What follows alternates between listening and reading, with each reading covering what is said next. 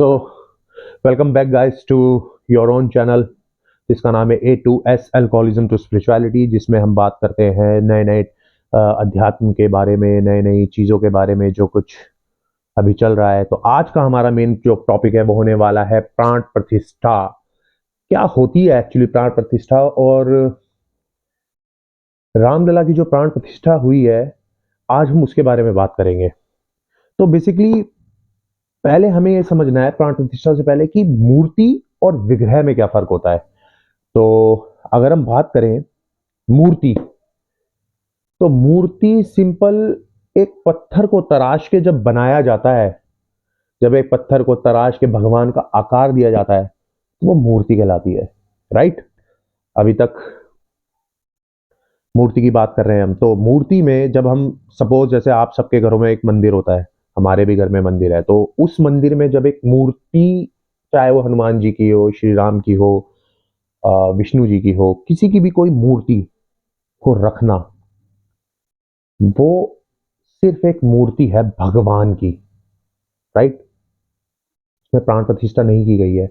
वो हमने मूर्ति लाके वहां पर स्थापित की, हम उसकी डेली पूजा करते हैं, धूप दीप अगरबत्ती जलाते हैं, उनको पूजते हैं। तो ये तो हो गई एक बात की ये होती है मूर्ति। अब हम आते हैं विग्रह। व्हाट इज विग्रह, और प्राण प्रतिष्ठा के बारे में ही क्यों हम बात कर रहे हैं, विग्रह होता क्या है।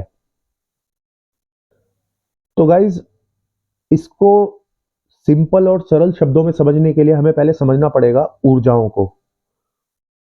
देखिए, संसार में सिर्फ दो तरह की ऊर्जा एग्जिस्ट करती हैं, सकारात्मक, नकारात्मक, पॉजिटिव, नेगेटिव। तो जब हमारे वेदों में, हमारे जो पुराण हैं, इनमें जो मंत्र हैं, वो मंत्र जब एक ध्वनि का रूप लेके हमारे मुख से निकलते हैं तो वो एक एनर्जी को उत्पन्न करते हैं।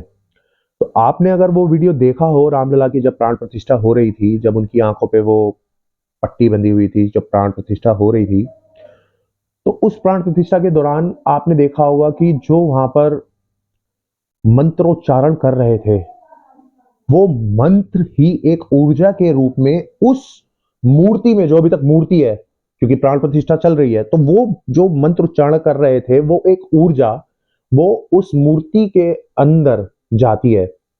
और जाने का, वो ऊर्जा कहाँ जाएगी, वो उस मूर्ति में ही जाएगी। बट वो, बट ऑफ कोर्स बिकॉज क्योंकि वो वहां पर एक पर्टिकुलर चीज को करने के लिए वहां पर सारे जितने भी हमारे आचार्य है, वेद पढ़ने वाले जितने भी सब हमारे प्रख्यात वहां पर साधु संत थे, जो मंत्रोच्चारण के द्वारा एक एनर्जी को उत्पन्न कर रहे थे उस मूर्ति में स्थापित करने के लिए। और उस मूर्ति को स्थापित करने के लिए भी हमें भगवान से उनकी परमिशन मांगनी पड़ती कि हे प्रभु, जिस मंत्रोच्चारण की हम अभी ऊर्जा उत्पन्न कर रहे हैं, उसको अपने आप अपनी मूर्ति में समावेश करके एक विग्रह का रूप लीजिए। तो अगर आप YouTube पर जाएंगे और कुछ चैनल देखेंगे, वहां पर कोई पर्टिकुलर कुछ वीडियोस हैं, वो मैंने अपने चैनल पर नहीं डाली है, बट मैं आपको बता रहा हूँ। उसमें क्या होता है कि जब वो प्राण प्रतिष्ठा करने के बाद आंखों पे पट्टी होती है ना, तो उनको एक शीशा दिखाया जाता है। वो शीशा, जैसे ही भगवान की मूर्ति उस शीशे को देखती है, अब क्योंकि वो मूर्ति नहीं, वैसे तो वो विग्रह बन चुके हैं, क्योंकि पट्टी उतार दी गई है, तो वो विग्रह। तो जैसे ही वो शीशा देखती है और वो शीशा चटक जाता है, उसका साइंटिफिक लॉजिक यही है कि जब वो मूर्ति के अंदर एनर्जी स्थापित कर दी गई है, अब वो विग्रह बन चुका है, तो जो वो एनर्जी शीशे पे रिफ्लेक्ट करी, and then again goes back to that विग्रह, और वो एनर्जी स्वयं भगवान के रूप में वहां पर स्थापित हो जाती है, जिसे हम विग्रह बोलते हैं। शीशा दिखाने का ये रीजन है कि वो रिफ्लेक्ट करके वापस मूर्ति में जाए, क्योंकि कहा जाता है कि वो एनर्जी इतनी तेज होती है, इतनी सकारात्मक, इतनी ऊर्जावान एनर्जी होती है वो, कि वो अगर किसी ह्यूमन बॉडी में ट्रांसफर हो जाए तो वो उनको झेल नहीं सकते। तो जो हमारे रामलला को जिन्होंने बनाया है, योगी राज जी, मैं उनका अभी हाल फिलहाल में इंटरव्यू पढ़ रहा था, तो यार मतलब शब्द नहीं है मेरे पास इस चीज को बयान करने के लिए कि उन्होंने रामलला को जो, जिस तरह से उन्होंने अपने शब्दों से बताया है ना कि माँ कौशल्या ने तो उनको 9 महीने पेट में रखा था, गर्भ में अपने, रामलला को अपने, हमारे श्री राम को। तो उन्होंने अपने 7 महीने अपने दिल के गर्भगृह में रखा, गर्भ में, दिल के, हृदय के गर्भ में 7 महीने।